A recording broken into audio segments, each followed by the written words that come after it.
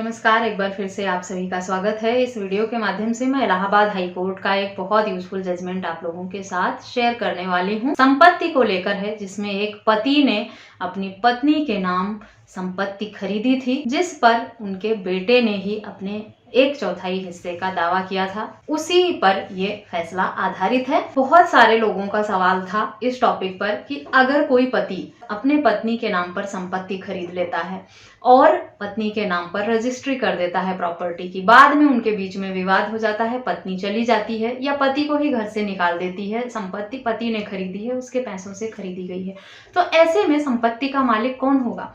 पति होगा या पत्नी होगी? क्योंकि संपत्ति का कब्जा तो पत्नी के पास है, प्रॉपर्टी की रजिस्ट्री भी पत्नी के पास है, उसी के नाम पे है। पति कैसे साबित करेगा कि वो संपत्ति उसने खरीदी है, उसने फाइनेंस किया है, उसकी खरीदी हुई प्रॉपर्टी है, उसने अपनी वाइफ को गिफ्ट किया था?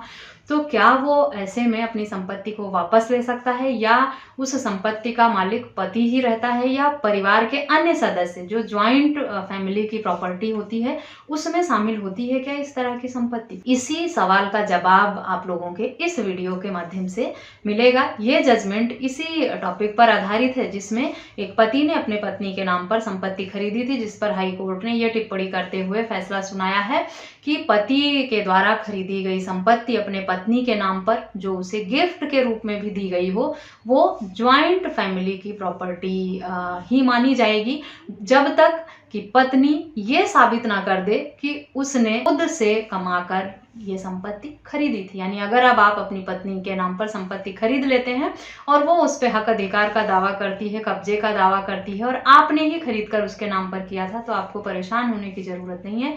ये जजमेंट पढ़ें, समझें।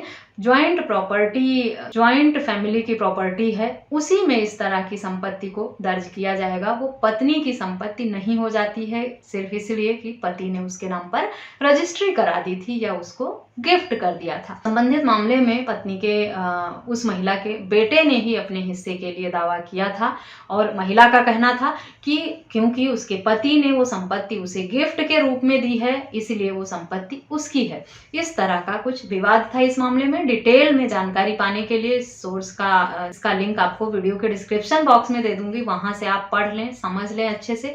और आप लोगों के दिमाग में भी जो ये सवाल था, आशा करती हूँ इस न्यूज को पढ़ने के बाद क्लियर हो जाएगा कि अगर आपने अपनी वाइफ के नाम पर संपत्ति खरीदा है तो उसके मालिक आप हैं, और आपके परिवार के अन्य सदस्य जो हैं, ज्वाइंट फैमिली के सदस्य जो हैं, उन सब की वो संपत्ति मानी जाएगी। आपकी पत्नी अकेले उसके हक अधिकार का दावा नहीं कर सकती, ये कहते हुए भी कि उनके पति ने उनको गिफ्ट दिया था। क्योंकि पति ने खरीदा है, पति के पैसों से वो संपत्ति खरीदी गई है, इसीलिए उसकी अकेले मालकिन होने का दावा पत्नी नहीं कर सकती है।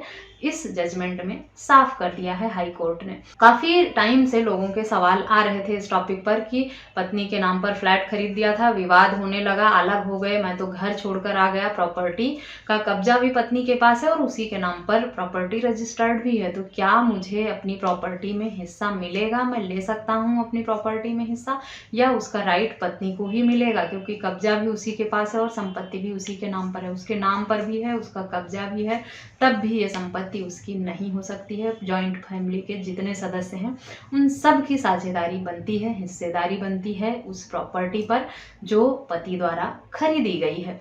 आशा करती हूँ आपके दिमाग में जो भी डाउट था इस तरह की प्रॉपर्टी के खरीद को लेकर इस वीडियो के माध्यम से क्लियर हो गया होगा।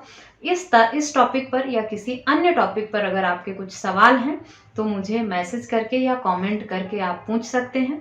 किसी अन्य टॉपिक पर अगर आप वीडियो चाहते हैं तो भी मुझे कमेंट करके ज़रूर बताएं। वीडियो पसंद आई है तो मेरे चैनल को सब्सक्राइब करना और वीडियो को और अधिक से अधिक लोगों के साथ शेयर करना बिल्कुल भी ना भूलें। इस वीडियो में बस इतना ही, मिलते हैं नेक्स्ट वीडियो में, तब तक के लिए थैंक यू एंड बाय।